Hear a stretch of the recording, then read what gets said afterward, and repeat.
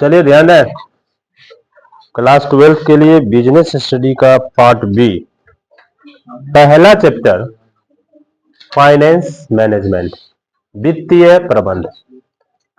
Finance management, वित्तीय प्रबंध, दो शब्द, एक फाइनेंस और दूसरा मैनेजमेंट, वित्तीय और प्रबंध। फाइनेंस मतलब जिसका संबंध रुपया, पैसा, धन दौलत, कैश, वेल्थ, ईटीसी आदि से। फाइनेंस वित्तीय यानी वित्त संबंधी, और मैनेजमेंट मतलब व्यवस्था करना, प्रबंध करना। अर्थात संस्था चाहे छोटा हो चाहे बड़ा हो, जिस लेवल का संस्था है उसको जितना खर्चा का कैपेसिटी है उसी के हिसाब से उसको इनकम भी आता है। ऐसा है कि संस्था छोटा हो और उसमें करोड़ों का कमाई हो। अगर इन्वेस्ट छोटा है तभी वो संस्था छोटा है, तो जितना इन्वेस्ट है उसी के रेशियो में उसका कमाई होता है ना। तो कहने का मतलब है कि किसी भी संस्था में होने वाले व्यय एक्सपेंस के लिए किस किस स्रोत से, किस किस सोर्स से कैश या इक्विवेलेंट ऑफ कैश को अर्न किया जाए, ये देखना फाइनेंस मैनेजमेंट कहलाता है। चाहे संस्था छोटा हो चाहे संस्था बड़ा हो, उसमें भविष्य में होने वाले खर्च के लिए किस किस माध्यम से नगद या नगद के समान अन्य कोई राशि एकत्रित किया जा सकता है, यह व्यवस्था जो भी करता है वह प्रबंध, वित्तीय प्रबंध, वह मैनेजमेंट फाइनेंस मैनेजमेंट कहलाता है। अर्थात यहां देखें, वित्तीय को ले लिया फंड का, फंड इसी शब्द को जोड़ दिया है मैनेजमेंट में, फंड। फंड कहां से आएगा और कहां को जाएगा। 1,00,000 रुपया सपोज करो आज का किसी भी संस्था का इनकम है 1,00,000 रुपया, आज देख लिया कि आज मेरा 1,00,000 तक आने वाला है, तो उसी समय प्लान किया कि संस्था में क्या क्या अर्जेंट खर्च है जो आज करें, जिसके बिना संस्था रुका हुआ है। तो उस 1,00,000 रुपया जो आज आने वाला है, उस 1,00,000 रुपया कहां कहां जाएगा वो भी उसी समय डिटरमाइन कर देगा।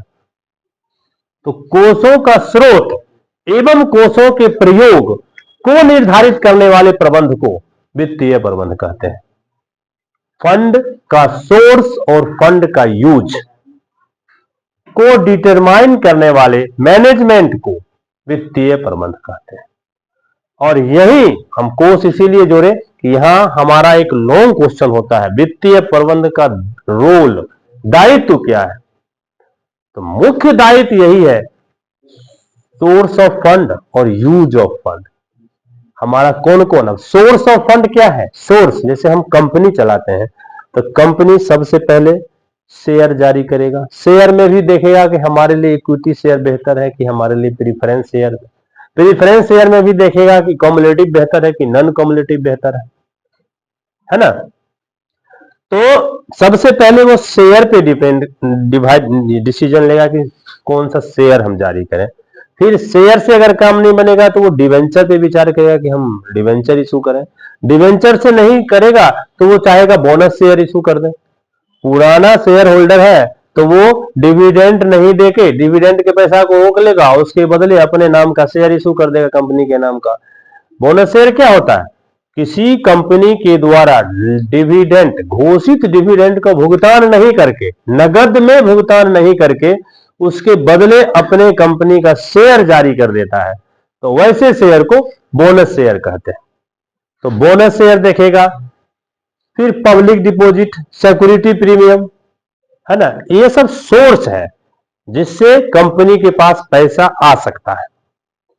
फिर कंपनी अब देख रहा है कि नया टेक्नोलॉजी अगर हम लाते हैं तो हमारा जो अभी प्रोडक्ट होता है, मान लो एक दिन में किसी भी चीज का 500 यूनिट, नया टेक्नोलॉजी लाए तो एक दिन में हम 1500 यूनिट उत्पादन कर सकते हैं, क्योंकि उसके पास 1500 यूनिट का डिमांड है ना। तो नया टेक्नोलॉजी लाने के लिए उसके पीछे खर्चा करना है।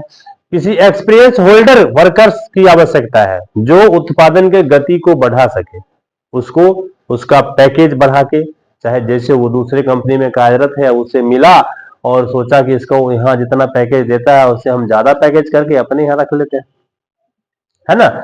तो सोर्स कहां से आएगा और उस सोर्स को कहां एक्सपेंस करें, ये डिटरमाइन करना वित्तीय प्रबंधन है।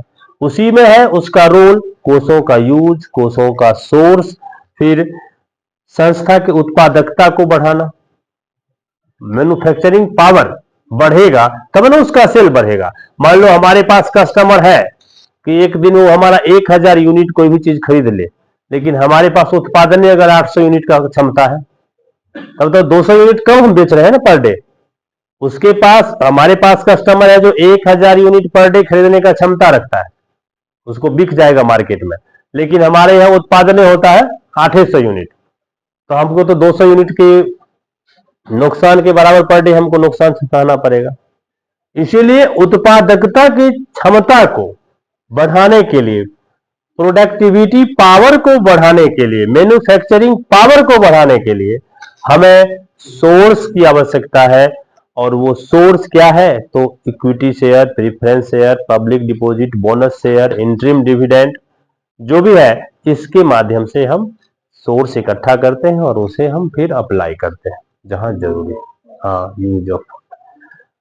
तो कुल मिला के फाइनेंस मैनेजमेंट यही चीज हमें दिखाता है कि एक संस्था में किस किस स्रोत से पैसा आने की संभावना है, पहले उस स्रोत से हम पैसा कलेक्ट करें, फिर हम देखें कि संस्था के किस किस स्रोत पर खर्च करना आवश्यक है। वो पैसा लेके सीधे बैंक में मत रख दें, तब हम विकास नहीं करेंगे। उस पैसा से किस किस सोर्स पर खर्च करना आवश्यक है, किस किस जगह पे इसका एक्सपेंस करें, ताकि हमारे संस्था का प्रोडक्शन या अन्य भी कोई भी चीज जो थोड़ा सा स्लो है उसको हम गति दे सकें, उसमें मोशन ला सकें। यही देख रेख करना फाइनेंस मैनेजमेंट का काम है। फिर रोल ऑफ फाइनेंस मैनेजमेंट वही बताए कि सबसे महत्वपूर्ण रोल फाइनेंस मैनेजमेंट का, यहाँ पे बीएसटी था ना, सबसे महत्वपूर्ण रोल है कि सोर्स ऑफ फंड और दूसरा यूज ऑफ फंड को देखना। ऐसा नहीं कि हमको 1 लाख आने वाला है, हम यहाँ खर्चा का बजट 1.5 लाख बना दिए, तो भी गड़बड़ हो जाएगा।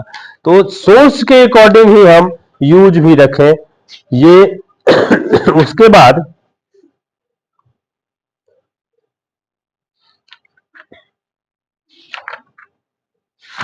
फाइनेंस मैनेजमेंट है ना हमारा चैप्टर। फिक्स कैपिटल और वर्किंग कैपिटल के बीच तालमेल भी उचित रहे। वर्किंग कैपिटल वह कैपिटल होता है जिससे हम बिजनेस करते हैं। फिक्स कैपिटल वह होता है जो हमें बिजनेस करने में, यानी वर्किंग कैपिटल को सपोर्ट करता है। सपोज करो किसी का फर्नीचर का दुकान है, तो उसके यहाँ क्या बिकेगा, फर्नीचर। तो फर्नीचर उसके लिए वर्किंग कैपिटल हो गया, लेकिन फर्नीचर को रख रखाव के लिए बहुत बड़ा सा गोदाम चाहिए, गोदाम, वो गोदाम उसके लिए क्या हो गया, फिक्स कैपिटल। तो वहां पे उस गोदाम का क्या काम है, वर्किंग कैपिटल को सपोर्ट करना। अगर हम खुले में रख दें फर्नीचर तो नुकसान जो भी होगा, चोरी होने का भी डर ज्यादा रहेगा, है ना। धूप से, बरसात से, पानी से, ओस से, धूल से उसमें क्षति पहुंचेगा। और साथ में हमेशा तो देखरेख के कारण, नहीं देखरेख होने के कारण उसमें चोरी का भी डर रहेगा, है ना। तो गोदाम क्या करता है, उसको संरक्षण प्रदान करता है। तो वर्किंग कैपिटल वह किसी भी संस्था में विद्यमान वह पूंजी जो हमारे बिजनेस के लिए हेल्प है, और हमारे बिजनेस को जो हेल्प करता है, जो संरक्षण प्रदान करता है, वह फिक्स कैपिटल होता है। आजकल सीसीटीवी कैमरा फिक्स कैपिटल का एक जस्ट एग्जांपल होगा, ये करेंट कैपिटल है। क्योंकि किसी भी संस्था में जो सीसीटीवी कैमरा लगाया जाता है वो संरक्षण प्रदान करता है हमारे सभी चीज को, कौन आया कौन गया, हमारा सामान कौन कहाँ है, किस डिपार्टमेंट में कौन कर्मचारी काम कर रहा है या कौन बैठा हुआ है, हम एक जगह बैठे हुए सब पे कंट्रोलिंग रखते हैं क्या, तो वह भी फिक्स कैपिटल में आ गया है। नहीं, ये कोचिंग के लिए, बेंच डेस्क कोचिंग के लिए फिक्स है, कुर्सी टेबल ये फिक्स कैपिटल कोचिंग के लिए। लेकिन ये कारपेंटर जो बनाया होगा, कारपेंटर के लिए क्या होगा? ये हम शुरू में बताए थे कि व्यक्ति के बदलने से, नेचर के बदलने से एसेस्ट का भी नेचर बदलता है। जैसे ये बेंच डेस्क कुर्सी टेबल जो है, ये जब कारपेंटर के पास है तो कारपेंटर के लिए वर्किंग कैपिटल है। लेकिन एक स्कूल में, एक कॉलेज में, एक कोचिंग में पहुंच गया तो उसके लिए क्या हुआ? Working capital. इसके बिना हमारा काम नहीं चलेगा। तो जगह बदल जाने से, व्यक्ति बदल जाने से एसेट का नेचर। अब एक गोल्ड वाले के लिए, जिसका ज्वेलरी का दुकान है, उसके लिए सोना क्या होगा? Working capital. लेकिन एक सामान्य कस्टमर जो खरीदता है उसके लिए सोना क्या होगा? Fix capital. सबसे बड़ा इन्वेस्ट आजकल लोग सोना में कर देता है ना। तो वो सोनार के लिए, ज्वेलर के दुकानदार के लिए वो हो गया वर्किंग कैपिटल। लेकिन सामान्य कस्टमर, आम आदमी के लिए वही हो गया क्या?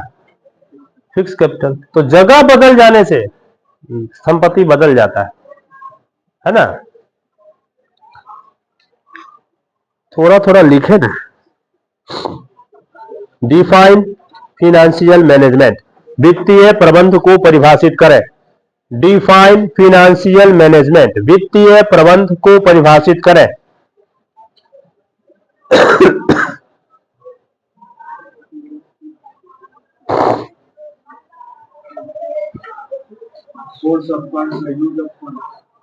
हम लिखाते हैं अपने हिसाब से, हिंदी वाले लिखे। वित्तीय प्रबंध वह संचालात्मक क्रिया है, वह संचालात्मक क्रिया है जो एक व्यवसाय के कुशल संचालन के लिए, जो एक व्यवसाय के कुशल संचालन के लिए, वह संचालात्मक क्रिया है जो एक व्यवसाय के कुशल संचालन के लिए आवश्यक वित्त को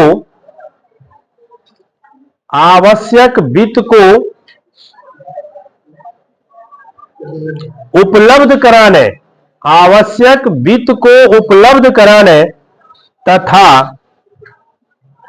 उसका प्रभावपूर्ण उपयोग करने के लिए, उसका प्रभावपूर्ण उपयोग करने के लिए उत्तरदायी होती है, प्रभावपूर्ण उपयोग करने के लिए उत्तरदायित्व होती है, उपयोग करने के लिए उत्तरदायी होती है। इंग्लिश वाले, financial management is the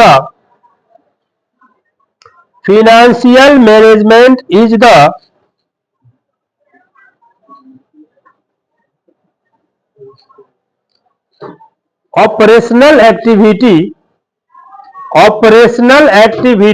of a business that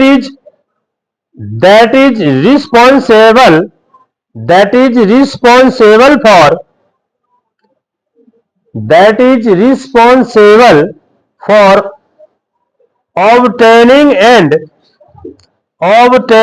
and effectively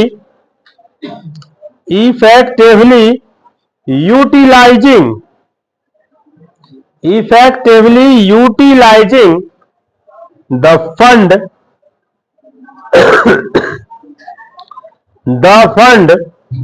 necessary for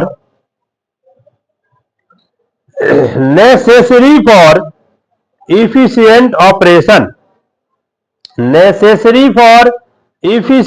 operation, para change. In other words,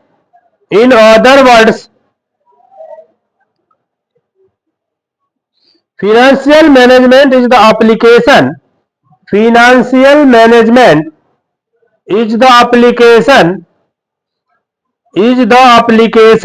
of the planning